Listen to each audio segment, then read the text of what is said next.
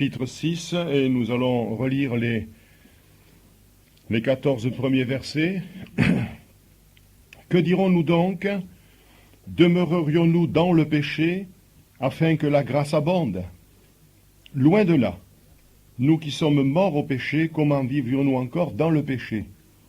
Ignorez-vous que nous tous, qui avons été baptisés en Jésus-Christ, c'est en sa mort que nous avons été baptisés. Nous avons donc été ensevelis avec lui par le baptême en sa mort, afin que, comme Christ est ressuscité des morts pour la gloire du Père, de même nous aussi nous marchions en nouveauté de vie. En effet, si nous sommes devenus une même plante avec lui, par la conformité en sa mort, nous le serons aussi par la conformité à sa résurrection, sachant que notre vieil homme a été crucifié avec lui, afin que le corps du péché fût détruit, pour que nous ne soyons pas esclaves du péché, car celui qui est mort est libre du péché. Or, si nous sommes morts avec Christ, nous croyons aussi que nous vivrons aussi avec lui, sachant que Christ ressuscité des morts ne meurt plus. La mort n'a plus de pouvoir sur lui, car il est mort, mais c'est pour le péché qu'il est mort. Une fois pour toutes, il est revenu à la vie, et c'est pour Dieu qu'il vit. Ainsi, vous-même, regardez-vous comme mort au péché, et comme vivant pour Dieu en Jésus-Christ. Que le péché ne règne donc point dans votre corps mortel, et n'obéissez pas à ses convoitises. Ne livrez pas vos membres au péché comme des instruments d'iniquité, mais donnez-vous vous-mêmes à Dieu, comme étant vivants de mort que vous étiez, et offrez à Dieu vos membres comme des instruments de justice, car le péché n'aura point de pouvoir sur vous, puisque vous êtes non sous la loi, mais sous la grâce. Amen. Merci Seigneur pour la richesse de cette lecture et la richesse que nous allons donner au peuple de Dieu, ton esprit et moi-même, pour fonder, pour enraciner les jeunes vies et les plus anciennes aussi, car nous avons besoin de nous remettre en question. Vis-à-vis de ces textes-là, Seigneur, nous voyons très bien que nous n'avons pas cette vie divine et que cette vie divine veut venir en nous. Lorsque nous aurons compris et lorsque nous nous abandonnerons à toi, nous allons voir des métamorphoses, nous allons voir des choses extraordinaires dans les vies, dans les cœurs, dans les foyers et autour de nous et en nous. Alléluia. Alors je veux prier pour que la parole de Dieu soit reçue, qu'elle soit méditée, qu'elle soit à nouveau ruminée, pourrions-nous dire, qu'elle remonte et qu'elle reparte. Alléluia. Qu'elle travaille dans nos cœurs. C'est la volonté du Saint-Esprit, c'est aussi mon désir, au nom de Jésus. Amen. Gloire à Dieu.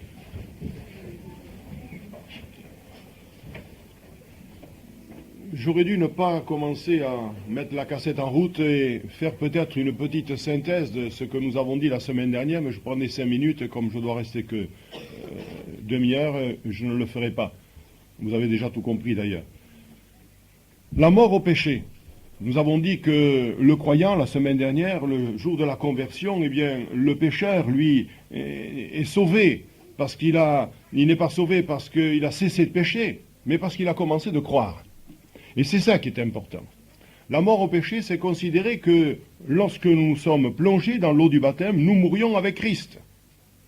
C'est une chose dans la tête, peut-être, me direz-vous, mais c'est une chose en pratique qui va se réaliser, parce que nous sommes placés sur le chemin ascendant, nous allons le voir. Ainsi donc, mort au péché veut dire que le péché n'a plus de pouvoir sur vous. Le péché est toujours là. Tiens, je pense à Dieu qui parle à Caïn, et qui lui dit, le péché couche à ta porte. Mais toi, domine sur lui. C'était peut-être un peu difficile pour Caïn, parce qu'il n'avait pas le Saint-Esprit. Nous avons le Saint-Esprit. Nous avons donc une force extraordinaire. Et nous avons dit dernièrement que plus nous nous éloignons des rochers, et moins le bateau risque de s'échouer. Tout est là. Nous ne devons pas nous placer dans des situations équivoques, où le péché peut avoir une certaine fascination, une certaine tentation. Et le chrétien faible va à nouveau tomber et dire encore, je suis tombé. Heureusement qu'il a un recours auprès de la grâce qui se nomme Jésus. Et nous savons que le sang de Jésus purifie de tout péché. Nous allons continuer aujourd'hui. Dans ce que nous avons dit la semaine dernière, donc, eh bien, nous devons nous considérer comme parfaits malgré notre état de pécheur. Ça semble bien sûr très paradoxal de se considérer comme parfait, mais pourtant l'Écriture nous parle ainsi. Lorsque nous sommes morts avec Christ, nous sommes ressuscités avec lui. Et nous avons dit si souvent que, au travers du sang de Jésus, le Père céleste nous voit comme parfaits. Maintenant, dans la vie chrétienne, et nous le verrons tout à l'heure avec quelques références, c'est lui qui va faire cette œuvre. Et plus je me livrerai au Saint-Esprit, et plus je serai transformé. Nous avons parlé des vases communicants, je pense, la semaine dernière. Plus je me vide de moi-même, plus je me remplis de Dieu. Tout est là. Tant que je garderai mon moi, mon ego, rien ne se fera. Mais tandis que je viderai ma propre vie, et tous les jours me tenant devant lui en disant « Seigneur, vide-moi de moi-même et remplis-moi de toi », alors il va le faire. C'est le chemin de la perfection, c'est le chemin de la sanctification, c'est le chemin de la transformation. Et nous sommes appelés à cela, frères et sœurs.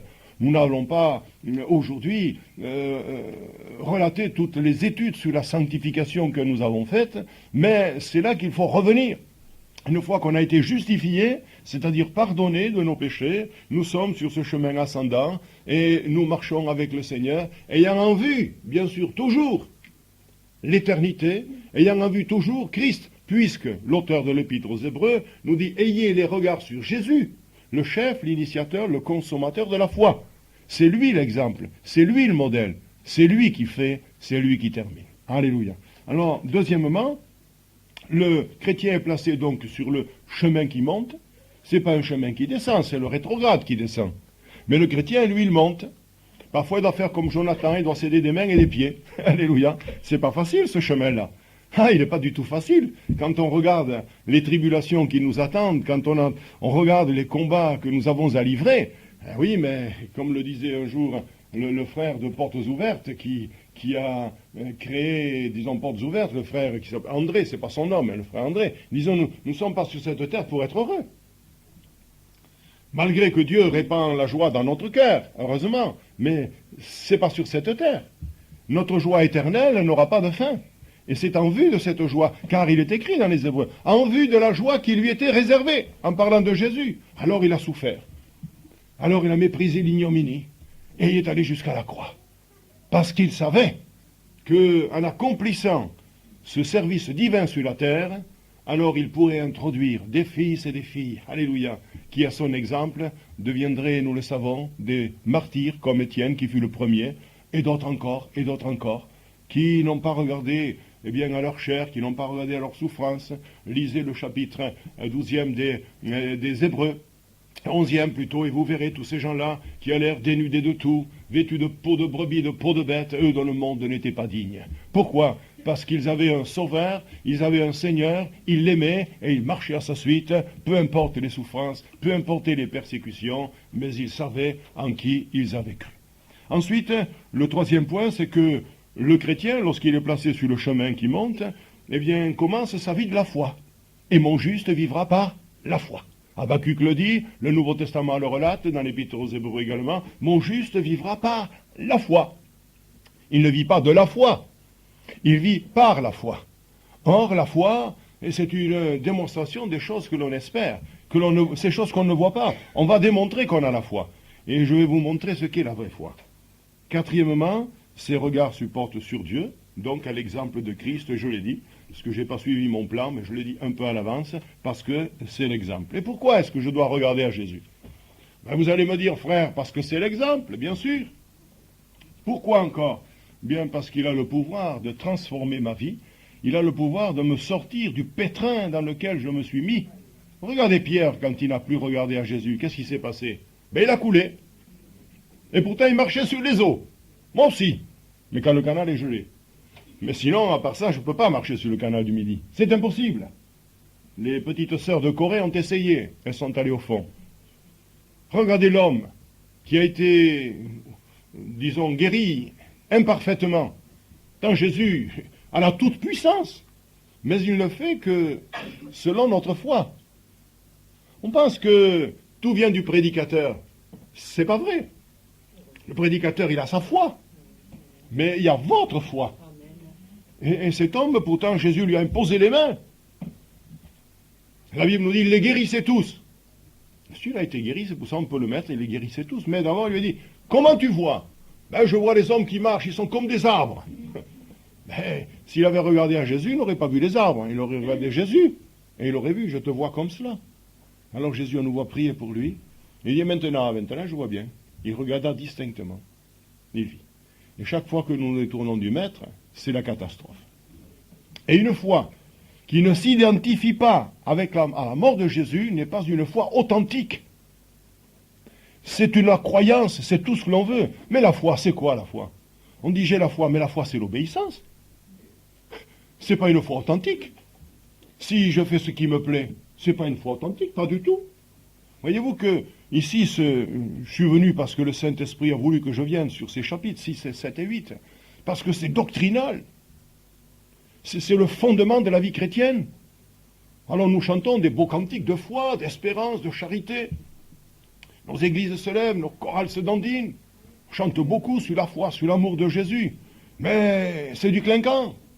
Et le gars, il sort ensuite, et puis il sort son paquet de cigarettes que sur l'épaule, ou dans la poche du veston, et il se met à tirer sur la cigarette juste devant l'assemblée. Ou l'autre va faire les 400 coups. Nous verrons tout à l'heure ces liens. Alors, vous ne pouvez pas croire véritablement, sans être véritablement aussi transformé dans votre manière de vivre.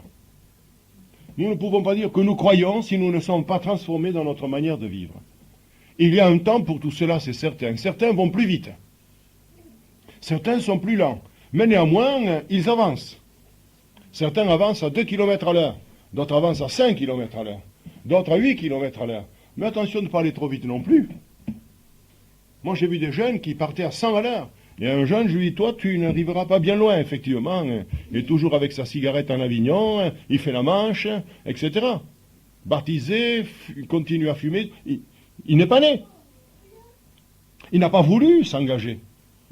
Or, le baptême, mes amis, c'est quelque chose de très important, le baptême. C'est l'engagement d'une bonne conscience devant Dieu qui nous sauve maintenant. C'est la bonne conscience qui nous sauve, c'est pas le baptême. Le baptême n'a jamais sauvé personne. C'est dire, maintenant, je meurs à mon ancienne vie, c'est terminé. J'en ai assez de ma vie. Vous l'avez jamais dit, cela? J'en ai assez de ma vie. Je veux une autre vie, parce qu'elle existe, cette autre vie. Elle existe. La vie triomphante existe. La joie intérieure du Saint-Esprit. Jésus frémissait dans son esprit. Jésus vivait avec le Père. Paul vivait avec le Fils, avec le Père et avec le Saint-Esprit.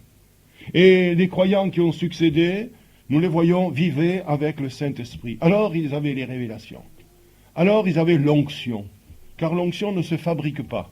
L'onction est donnée par Dieu. Vivez avec Dieu, vous aurez l'onction. Et quand vous parlerez, il y aura des paroles de charme qui émaneront de votre cœur. Alléluia. Et vous pourrez dire, mon œuvre est pour le roi. Alléluia. Et d'ailleurs, l'Écriture nous dit que nous devons, quand nous parlons, avoir des paroles qui procurent une grâce à ceux qui l'entendent. C'est-à-dire que les gens doivent être là, surpris, abasourdis, ils disent, j'ai jamais entendu cela. Et ça les fait réfléchir. Mais ça les fait réfléchir parce qu'il y a eu l'onction sur vous, mes frères et sœurs. Et sur moi-même, bien sûr, puisque quand je vous parle, je me parle aussi dans certains domaines. La foi ne change non pas seulement notre position devant Dieu, mais aussi notre condition, nos actes et notre caractère. C'est cela la foi. Vous voyez comment on a des choses erronées dans notre tête en pensant que la foi, c'est de croire que demain, eh bien, cette chose va arriver, demain je serai guéri. Mais bien sûr, il y a la foi pour 1000 choses, mais la foi, je le dis encore, c'est l'obéissance. Et quand j'obéis, alors tout change. Alléluia. Je pense au frère M. Benzi, dans les années 76, 77, par là, quand il était parti à Rennes et est revenu à Belfort, il avait prêché sur les 5 positions du croyant, là, à Besançon, et il avait dit, la prière, sans louange, sans l'adoration, c'est comme une tapisserie à l'envers. Mais quand on adore, tout se dort. Alléluia. Et c'est vrai que lorsqu'on prie, les choses changent. Priez, priez, priez. Seigneur nous y a exhortés, nous le savons, mais il nous y a exhortés parce que nous sommes si oublieux. Et l'adoration, que c'est beau d'adorer le Maître. Que c'est beau. Des adorateurs en esprit, en vérité, disait Jésus à la Samaritaine. C'est pourquoi nous devons l'être. Amen. Et si cette foi est réelle, elle nous convertit réellement et crée en nous une vie nouvelle. C'est pourquoi les gens disent, mais on ne te reconnaît plus. Mais qu'est-ce qui s'est passé? C'est formidable quand les gens vous disent ça. Mais qu'est-ce qui s'est passé? On ne te reconnaît plus. Avant tu disais des mots de charretier, maintenant tu Tu chantes des cantiques. Avant, tu te mettais en colère, maintenant, tu es tempérant. Avant, tu faisais ceci, maintenant, tu fais autre chose. Mais qu'est-ce qui s'est passé? C'est Jésus. Amen. C'est le Seigneur. Quand Pierre était dans la barque, et que le maître a dit, « Petits enfants, avez-vous quelque chose à manger ?» Il a compris. C'est le Seigneur. Alléluia. C'est le Seigneur. Eh oui, c'est le Seigneur. Non seulement on peut reconnaître en nous facilement la voix de l'Esprit, mais les chrétiens reconnaîtront en nous qu'il y a quelque chose que eux n'ont pas. Rappelez-vous ce texte, si vous l'avez lu, du frère Butler, qui disait que, eh bien, il y avait un homme qui cherchait une place dans l'aéroport. Hein, et lui, il en avait trouvé une, le frère Butler. Depuis le matin, il était là, il ne pouvait pas décoller. Il y avait du brouillard sur Amsterdam, parce que le Seigneur voulait faire une expérience à cet homme africain. Et il dit, il a réuni 2 personnes sur un 3e continent pour que cet homme entende le témoignage du frère Butler. Et il avait un visage qui rayonnait. Forcément, quand vous êtes des heures dans l'aéroport, eh bien, il devait fermer les yeux, il devait contempler le ciel, sa splendeur en esprit, bien sûr. Il contemplait les merveilles du royaume de Dieu, il priait, il devait adorer. Et puis, il y avait un homme qui le regardait. Vous savez, nous sommes regardés plus qu'on le croit. Alors, son visage rayonnait. Alors, il s'est approché de lui. Dites-moi votre secret. Dites-moi votre secret. Cet homme cherchait.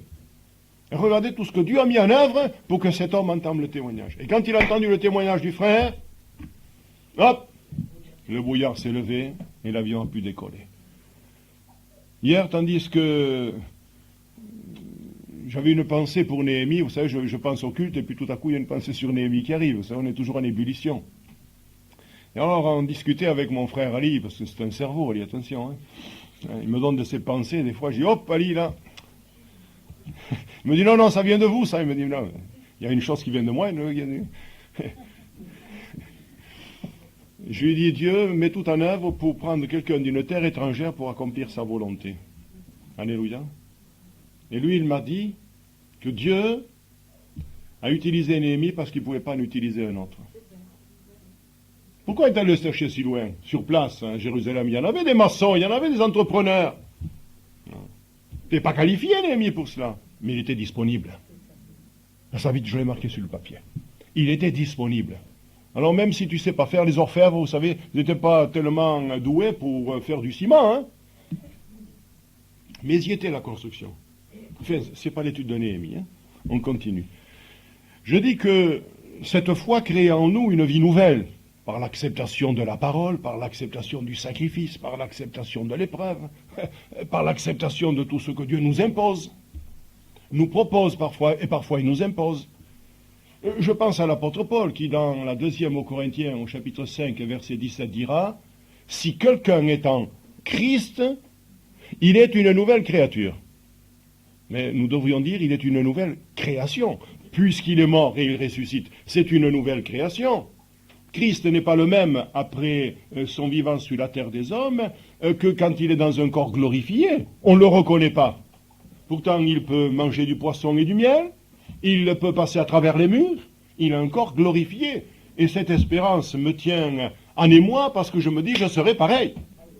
Alléluia. Alors ça vaut le coup de ne pas rater le train de départ, ou l'avion de départ, ou la fusée de départ. Je ne sais pas dans quoi nous serons, je pense qu'on sera encadré de quelques anges qui vont nous prendre rapidement, et en quelques secondes nous serons dans le ciel. Alors qu'il faut des jours et des jours pour aller simplement sur la lune. Quelle grâce, quelle merveille, la vie de la foi, le spirituel. Mes frères et sœurs, tendons à ce qui est parfait, en laissant derrière nous tous ces oripeaux, et en laissant derrière nous tout ce qui nuit à notre vie spirituelle. Un petit résumé rapide des quelques versets que nous avons lus. Au verset 6, nous sommes crucifiés avec Christ. Terminé. Nous n'avons pas à y revenir. Deuxièmement, verset 2, nous sommes morts au péché. Encore une fois de plus, c'est pas que vous ne pécherez plus, mais le péché n'aura plus de pouvoir sur vous, parce que vous êtes non sous la loi mais sous la grâce, c'est-à-dire que vous êtes intimement liés au Seigneur, et vous direz ça ne m'intéresse plus. Nous y reviendrons. Troisièmement, au verset 4, nous avons été ensevelis avec Christ dans sa mort, mais au verset 4 encore, nous sommes ressuscités avec Christ. comme il est ressuscité, nous sommes ressuscités. Cinquièmement, au verset 4 et 5, nous marchons en nouveauté de vie. Les choses anciennes sont passées, sont devenues toutes nouvelles. Au verset 7, nous sommes libres du péché, puisqu'il n'a plus de pouvoir sur nous. Et au verset 8 à 11, nous sommes vivants pour Dieu. Quelle belle perspective! Il faudrait lire, relire ce texte-là, mes frères et sœurs, jusqu'à ce que vous en soyez imprégnés, et toute votre vie va changer, je vous le promets. Alors, si le croyant a expérimenté la réalité de ces faits, eh bien, il ne peut plus être le même. C'est pourquoi nous pouvons dire que certains sont comme la bruyère dans la lande, la bruyère dans le désert, c'est-à-dire qu'ils végètent. Ils ne grandissent jamais, ce sont des petits bonsaïs, parce qu'ils n'ont pas assimilé ce texte-là. Ils ne sont pas morts au péché, alors ils continuent une petite croyance par-ci, une petite croyance par-là, une petite prière par-ci, une petite prière par-là, une petite adoration par-ci, une petite adoration par-là, mais ils ne sont pas ancrés. Ils ne sont pas le sarment, si j'ai le temps je le dirai en conclusion, le sarment sur le cep, qui est, on ne peut pas dire greffé, il fait partie de la plante. Une même plante, nous est-il écrit, il sera une même plante avec lui. C'est ici, je crois, nous sommes devenus une même plante avec lui au verset 5. Une même plante. C'est-à-dire qu'on ne sait pas où ça démarre. C'est une même plante. Le sarment, il fait partie du cep. Alléluia. Et quand Jésus dit, mon père est le vigneron, moi je suis le cep, mais c'est un cep qui a la vie éternelle, frères et sœurs. Alors si je suis en lui, mais j'ai la vie éternelle, alléluia, et je dois porter du fruit de la vie éternelle. Parce que Jean-Baptiste le disait, produisez donc du fruit digne de la repentance. Mais c'est formidable. Mais c'est une révélation extraordinaire pour certains cœurs ce matin, je l'espère. Alors, tout ne se produit pas d'une manière soudaine et instantanée. C'est pourquoi je vous ai dit tout à l'heure qu'il y avait un commencement à la vie chrétienne, et ce commencement, il est toujours en Christ. Simplement un texte où il nous est décrit dans les Philippiens au chapitre 1er verset 6, « Je suis persuadé que celui qui a commencé en vous cette bonne œuvre de quoi? De transformation, de régénération, parce que vous êtes déjà justifié, le péché est pardonné, régénération, transformation, sanctification, cette bonne œuvre la rendra parfaite pour le jour de Christ. » Nous sommes sur le chemin qui monte. Alléluia. Il vient y avoir une glissade. On a vu dans le film de Noé l'homme qui est descendu de 30 mètres avec son barda. Il dit heureusement que c'était que de la neige. J'aurais pu tomber dans la fosse et se tuer. On a vu le gars.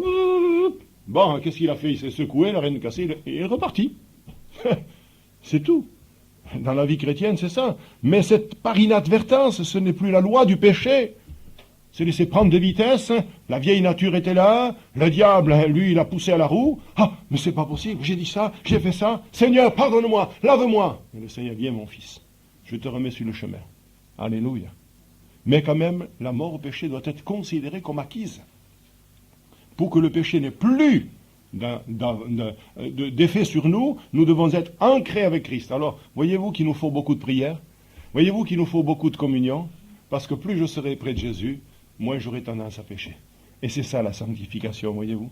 Et cela, nous avons à l'apprendre. Nous en étions au commencement, et s'il y a un commencement, il y a aussi un accomplissement.